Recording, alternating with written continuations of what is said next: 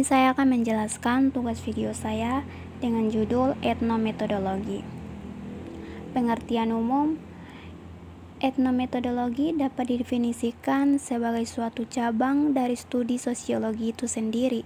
Seperti yang telah dikemukakan di atas, etnometodologi sebagai sebuah cabang studi sosiologi berurusan dengan pengungkapan realitas dunia, kehidupan dari individu atau masyarakat. Etnometodologi, biarkan objek berbicara. Etnometodologi berangkat sebagai sebuah kritis bias positivisme dalam penelitian sosiologi. Pemahaman terhadap fenomena sosial tidak cukup berhenti pada penarikan kesimpulan terhadap sebab musabab gejala sosial tanpa memperhatikan aspek internal individu. Mengapa? Karena fakta sosial merupakan produksi dari tindakan interpretatif individu sebagai respon terhadap kehidupan. Etnometodologi berkeinginan untuk memahami alam pikir individu dalam tindakannya di kehidupan sehari-hari. Posisi etnometodologi. Etnometodologi oleh beberapa pakar dipandang sebagai sebuah studi pembaharuan dalam sosiologi.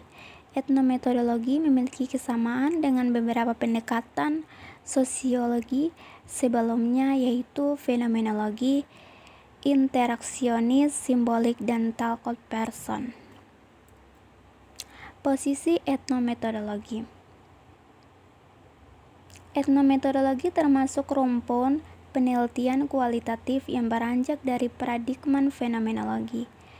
Fenomenologi adalah ajaran filsafat kontemporer yang asumsi-asumsi dasarnya diletakkan oleh Edmund Husserl sebagai suatu epistemologi.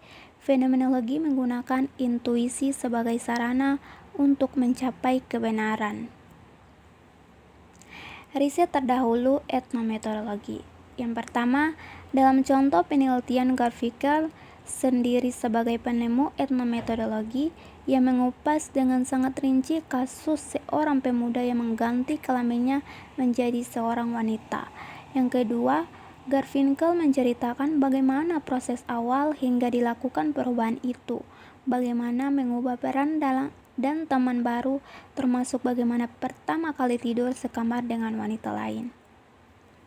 Fokus riset etnometodologi. Fokus kajian dari etnometodologi bukan hanya orang atau people sebagai kediriannya yang tunggal, namun sebagai anggota atau bagian dari sebuah struktur.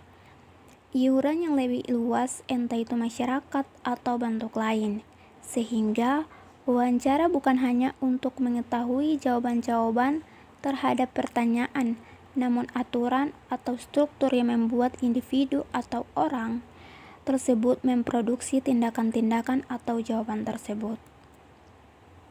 Tahapan riset etnometodologi.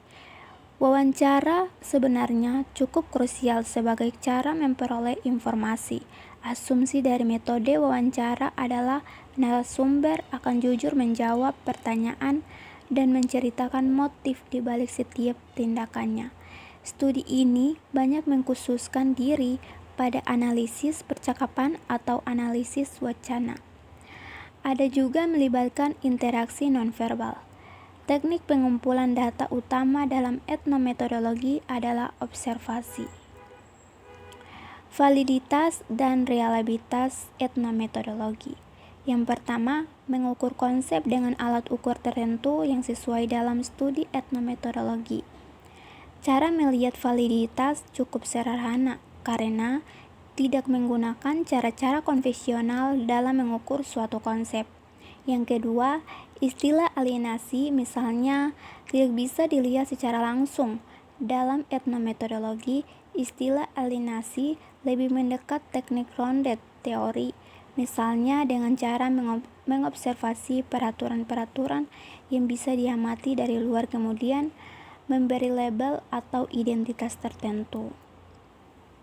Kelebihan etnometodologi bersifat longitudinal sebagai suatu metode observasi yang sedang berlangsung.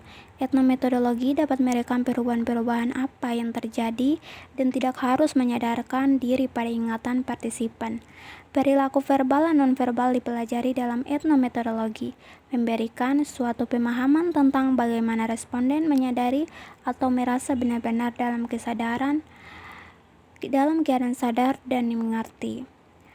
Kelemahan etnometodologi untuk studi skala luas atau sikap masyarakat dalam skala besar lebih cocok dengan menggunakan metode survei dibandingkan etnometodologi.